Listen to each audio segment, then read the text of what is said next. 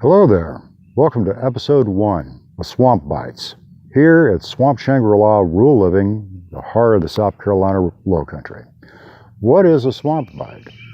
A swamp bite is something new we're doing here at Swamp Shangri-La. It's where we will take a subject, address it, and pretty much make a bullet point video for you on what you can learn and get good knowledge base. So without further ado, let's jump into it. We are going to discuss engine flooding. Engine flooding is very important when you go out on your own backyard logging operation or when you're dealing with any kind of small engine. Now, we got the big MS 661 steel right here, and I'm going to deliberately flood this beast to the point it's reeking of gasoline. And I'm going to show you how to crank this thing with no tools other than the assistance of 2 zip ties. Now, why do I have these zip ties back here, you might wonder? First, I'm going to give you a brief explanation to the technique of how we're going to do this. Now, you have a 3-position switch on new steel chainsaws. You have the choke switch right here, all the way down at the bottom. You guys remember, if you're a steel fan, such as myself, often steel had 4-position switches, but now they got 3-position switches. So we have the choke position, then once it gets a good bump, you pop it up into run position, and then you crank it and it engages. Then you have your kill switch, you just press it up, and there it kills the engine.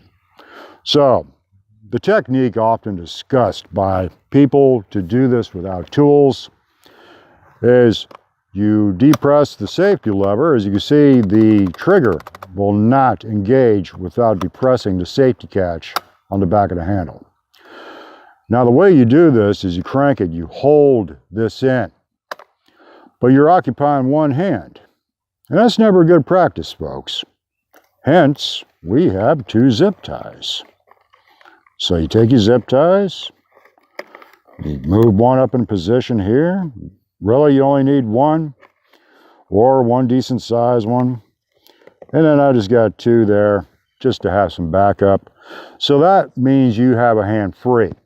Now, of course, you want your chain brake on, no matter what. Whenever you crank any saw up, make sure you have that chain brake on, guys. So that is a snapshot of the technique. So we're going to break away now, pick it up here with the in-process part, and I'm going to deliberately show you me flooding this thing. I mean flooding it good. And then I'm going to show you how to crank this beast. And if I could do it with this one, I think you'll be able to do it with anyone on the market. Stick around. All right, let's get started flooding this thing out. First of all, let me point one thing out to you. On larger saws, you'll notice you have this interesting knuckle plate.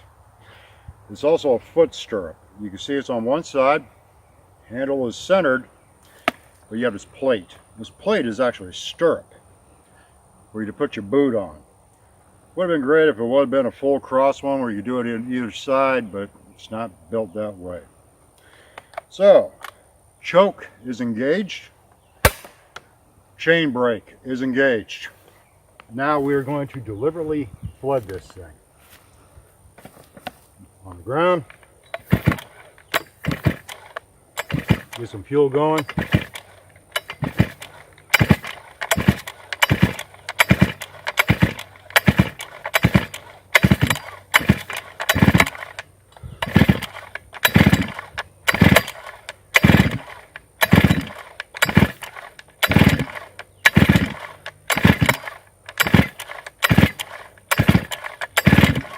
About 3 or 4 more pulls.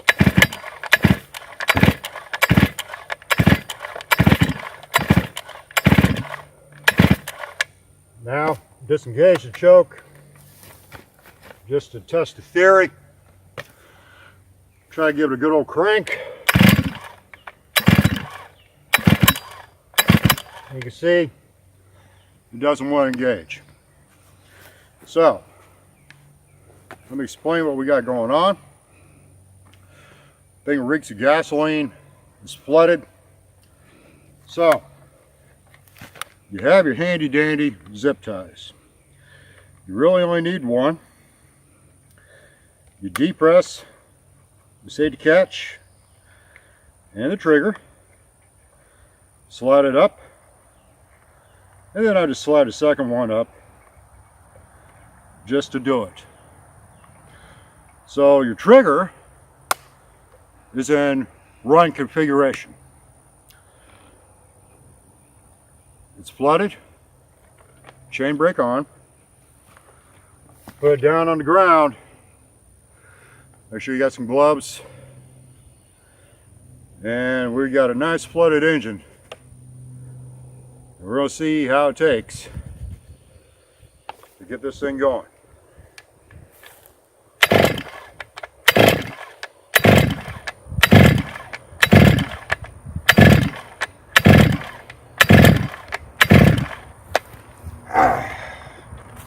You can tell I'm a right-handed man.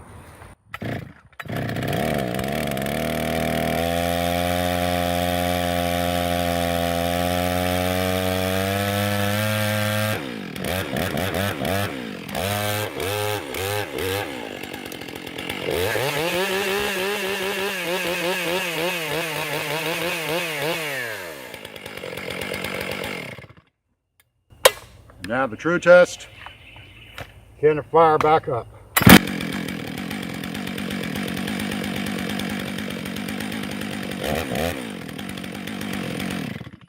There we go, folks. That's how you crank your saw up from a flooded condition. You've been out in the woods, you're trying to do the right thing, but inadvertently you did the wrong thing. So get you a couple of zip ties, hook them up to your saw. Keep in mind, a little knowledge for you. See you guys on the next one.